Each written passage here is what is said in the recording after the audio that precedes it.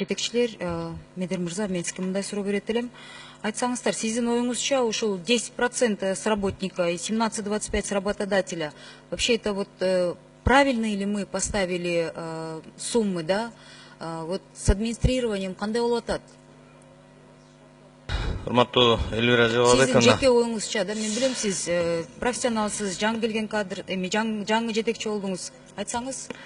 Бүгүнкү күндө биз баягы СНГ өлкөлөрүндө биздин тарифтер орточо тариф да.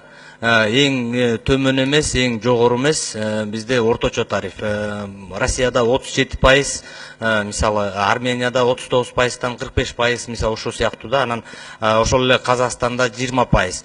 Но бирок биз өткөндө тегерек стол өткөрүп, ошонун алкагында азыр жумушчу топ түзүлүп, жаңы Мирлан Исакбековичтин атына кат жөнөткөнбүз. Азыр комитетке түшүп атат. Ошол жумушчу топ толук кандуу киргенден кийин бул тарифтик саясатты карап чыгышыбыз керек. Мунун бирден бир себеби президентибиз бизнес коомчулугу менен жолукканда да ошол тарифтер көп деп айтылган. Андан кийин биз да өзүбүз ошо тегерек столго чогултуп жолукканда да ошол көп деп айтып атышат. Быйыл карайбыз бул тарифтер боюнчачы. Эми бул жерден жок дегенде 5% ушул 17-75тен 5% түшүрсөңүздөр, мындай жок дегенде, мне кажется, ойлонуш керек да на будущее. Экинчи суроо, эми уксаңыздар керек, жакында эле ГП ФУГИ боюнча мамлекеттик мүлк боюнча караганда деген ушу парламенттен көтөрдүм элем, мамлекеттик кыял билесиздер Ош базарындагычы ГП кыял боюнча.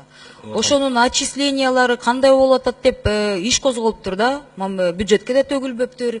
Анан аякта мындай ситуация болуп атыптыр да, азыр мага ошону интернеттен публикация кылсам, ошол интернетте базарда иштегендер жазып атышат да.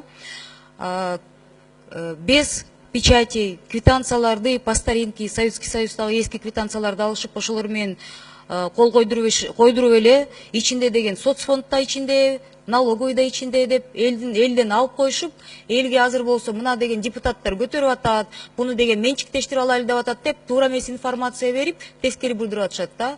А негизи ошактагы администратор, контролерлор, бул счетный палатага да суроо берет элем да, көз салыңыздар депчи. Ошактан чогулткан акчаны деген бюджетке жеткирбей, ортодо деген 3-4 эсе разница болгону бул бир жагы. Экинчи жагы болсо соцфондтукундагы, налоговыйдагы эски мындай силер билесиңер да, которые не талон, а квитанции с корешками. Ошондой кылып элдин колуна тапшырып атыптыр. Мына мага интернеттен да жүргөн квитанциялар, мен силерге көргөзүп берем.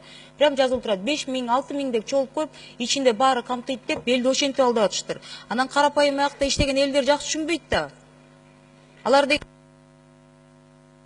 секунд кошуп берили.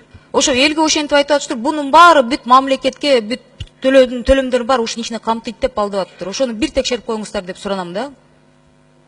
Хорошо, текшерип карайлык.